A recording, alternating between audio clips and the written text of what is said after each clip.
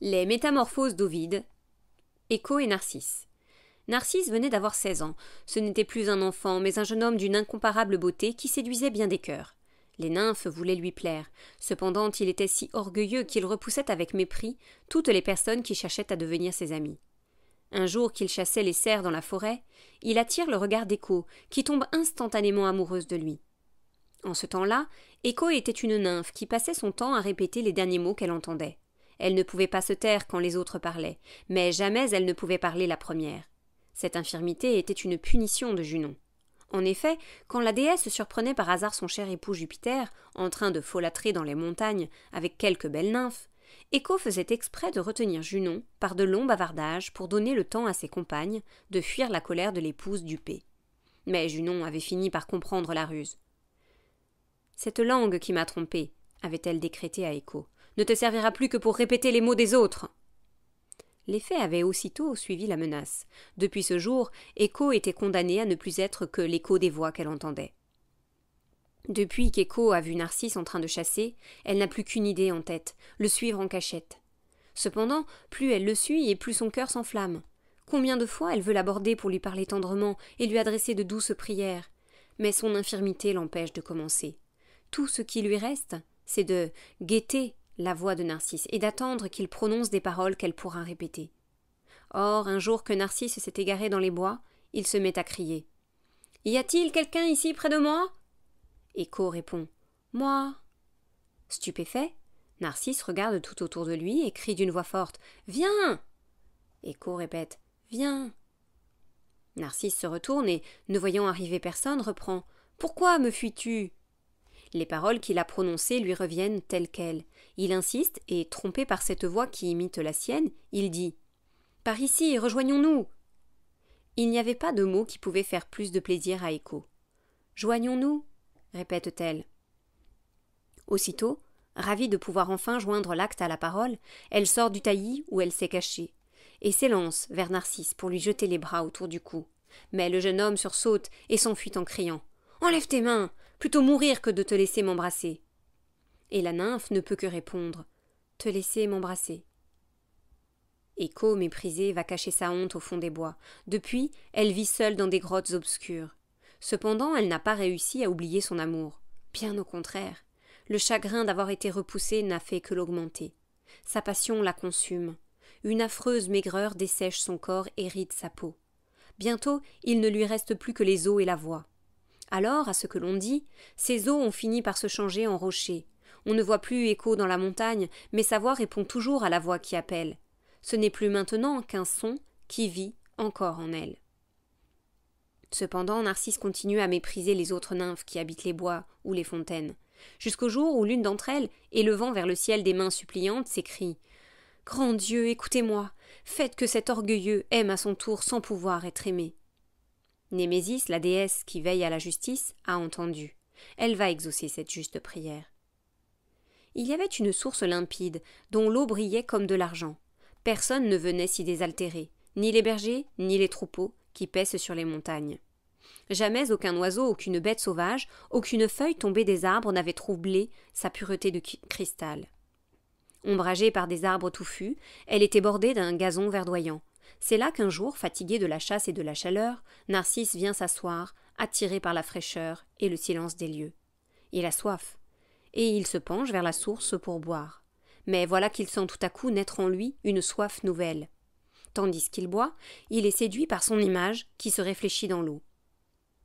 Il tombe amoureux de sa propre beauté. Il prend pour un corps ce qui n'est que de l'eau. Il s'admire, il reste figé dans sa contemplation, immobile comme une statue qu'on aurait sculptée dans le marbre de Paros. Étendu sur le sol, il contemple ses yeux qui brillent comme des étoiles, ses cheveux flamboyants dignes du dieu Apollon, ses joues fraîches et lisses, son cou d'ivoire, sa bouche gracieuse, son teint de lys et de rose. Inconsciemment, il se désire, il est à la fois le sujet et l'objet de son amour, le chasseur et la proie, celui qui met le feu et celui qui brûle. Que de baisers sans réponse a-t-il donné à la source trompeuse? Que de fois a-t-il plongé les bras au milieu de l'eau pour y saisir sa tête, sans parvenir à l'atteindre? Que voit-il? Il ne sait pas, mais ce qu'il voit le brûle, et l'erreur qui trompe ses yeux les excite tout autant. Naïf, pourquoi cherches-tu en vain à prendre ce qui n'est qu'une image fuyante? Ce que tu cherches n'existe pas. Ce que tu aimes, tourne-toi et tu le perds. Le fantôme que tu aperçois n'est que le reflet de ton image. Il n'a rien de réel, il est là, avec toi, mais il disparaîtrait si tu t'en allais. Cependant, Narcisse n'arrive pas à s'en aller. Ni le besoin de nourriture, ni le soleil ne peuvent l'arracher à cette source. Étendu sur l'herbe fleurie, le jeune homme contemple son image sans répit. Il oublie de manger, il ne dort plus, il dépérit, victime de ses propres yeux. Il peut à peine soulever sa tête languissante, il se lamente. Oh, ma souffrance est insupportable. Que peut-il y avoir de pire? L'objet que j'aime est tout près de moi. Je le vois, mais je n'arrive pas à le toucher. Ce n'est ni l'immense océan qui nous sépare, ni des montagnes escarpées, ni des murs élevés. Juste un peu d'eau entre lui et moi. Lui aussi, il me désire. Chaque fois que je tends mes lèvres pour l'embrasser, je le vois rapprocher sa bouche de la mienne. Quand je souris, tu me souris. Quand je pleure, tu pleures. Tu réponds à tous mes signes, et je lis même des paroles sur tes lèvres qui bougent. Ah, mais je deviens fou, je le sens. Toi, c'est moi. Mon image ne peut plus me tromper. Je brûle pour moi-même et je ne fais qu'attiser le feu qui me dévore. Que faire? Faut-il prier? Mais qu'ai-je enfin à demander? Ne suis-je pas moi-même tout ce que je demande? Ainsi, pour trop posséder, je ne possède rien. Comment cesser d'être moi-même? C'est de moi que je voudrais être séparé. Déjà, la douleur épuise ses forces. Il ne me reste plus longtemps à vivre. Je meurs dans la fleur de l'âge. Mais la mort n'a rien d'affreux pour moi, car elle mettra un terme à ma souffrance. Celui que j'aime disparaîtra aussi avec moi. Unis dans un même corps, nous ne perdrons qu'une seule vie. À ces mots, Narcisse veut regarder une dernière fois son image. Il pleure, l'eau se trouble et l'image disparaît. Alors, dans sa folie, il crie « Où fuis-tu, cruel? Je t'en supplie, arrête, ne me quitte pas !» Accablé par la douleur, il déchire sa robe et se frappe violemment la poitrine. Dans l'eau redevenue transparente, son visage réapparaît, aussi pâle que de la cire.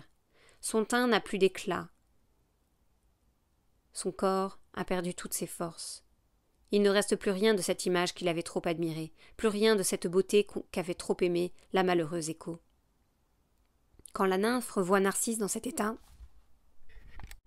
elle se met à le plaindre, bien qu'elle n'ait pas oublié son mépris. Chaque fois que le jeune homme s'écrie « Hélas !», la voix d'Écho répète « Hélas !». Chaque fois qu'il se frappe la poitrine, elle renvoie l'écho de ses coups. Enfin, quand Narcisse regarde son image dans l'eau, une dernière fois, et murmure en mourant « Adieu, toi que j'ai tant aimé en vain !» Écho reprend « Tant aimé en vain !»« Adieu !» murmure-t-il. « Adieu !» répète-t-elle. La tête de Narcisse tombe sur l'herbe verte. La nuit de la mort envahit ses yeux, victime de sa beauté.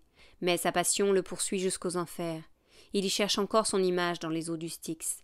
Les naïades et les nymphes le pleurent. Elles gémissent et se coupent les cheveux en signe de deuil. Elles ont déjà préparé la cérémonie funèbre et le bûcher pour incinérer son corps. Mais Narcisse a disparu. À sa place, les nymphes ne trouvent qu'une fleur jaune, couleur de safran, dont le centre est entouré de pétales blancs.